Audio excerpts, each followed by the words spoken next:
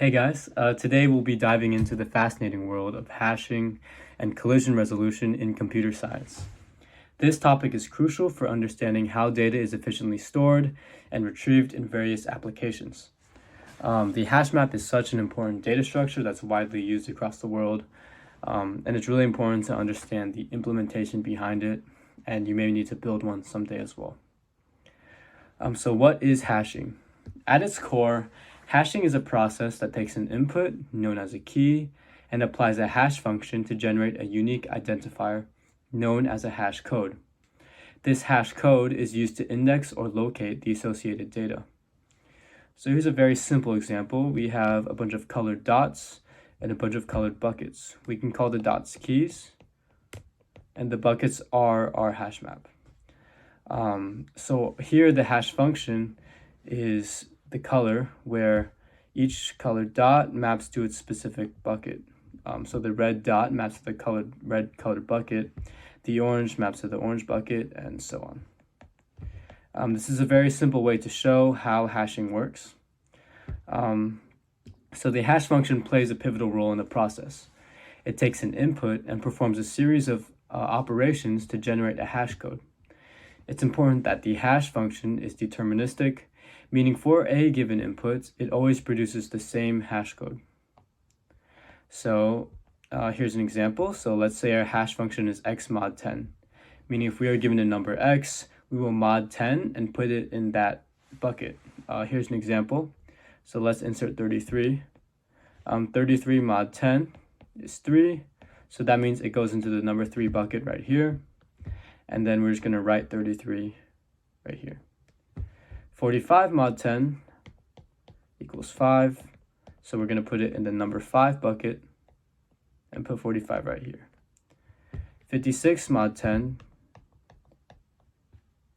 is 6. So we're going to put it in the number 6 bucket. Notice that every time I mod 33 by 10, it will always equal 3. And that means it's deterministic. So that's reliable, that every time we know we apply the hash function to 33, we'll always get the same result. Now there are two main ways to handle collisions. The first popular way is called separate chaining. In this approach, each bucket in the hash table contains a linked list of elements. When a collision occurs, the new element is simply appended to the linked list with that hash code. This allows multiple elements to coexist in the same bucket. Separate chaining can be analogized to bookshelves in the library. By knowing the genre or category of the book you're looking for, you can get to the right bookshelf. However, you probably have to iterate linearly through each book on said bookshelf until you find the exact book you are looking for. However, because you knew what shelf it was on, it was more efficient than searching every book in the whole library. Each linked list is one bookshelf in this analogy. So let's look here. So we're going to use the same hash function, x mod 10, and we're going to insert some numbers. So as you can see, I already filled in some numbers to make it a little easier in our hash table. And let's insert 32. So 32 mod 10 is 2. So we're going to look at the number 2 bucket. Number 2 bucket, instead of each bucket holding one item, now each one's a linked list. So we see that 42 is in the number 2 bucket, but we can just create a new node in the linked list and add 32. If we want to add 22, it's the same thing. 22 mod 10 equals 2. We're going to look at the second bucket and add 22 to the end of the linked list.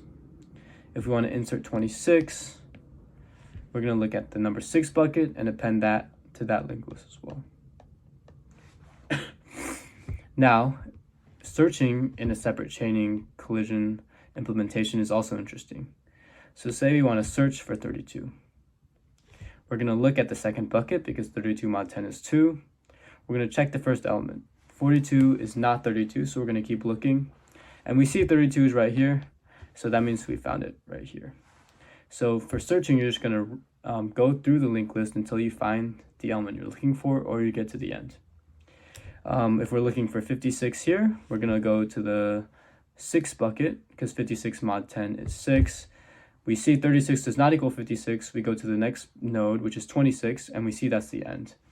So after that, we know that 56 is not inside this hash table. If you want to delete from a separate chaining hash table, let's try to delete 32. We see we're going to search for it just like we searched earlier. So we see 42 does not equal 32 right here, but we find 32 here. What we're going to do is delete it. We're going to set 42's next pointer to equal 22, and now the linked list is undisturbed, but 32 is gone. If we want to delete 26 right here, we're going to check the number 6 bucket. We see that 36 does not equal 26, and we see that 26 right here is what we're looking for to delete. So we're just going to erase that, and 36 is the only element in the linked list at that point.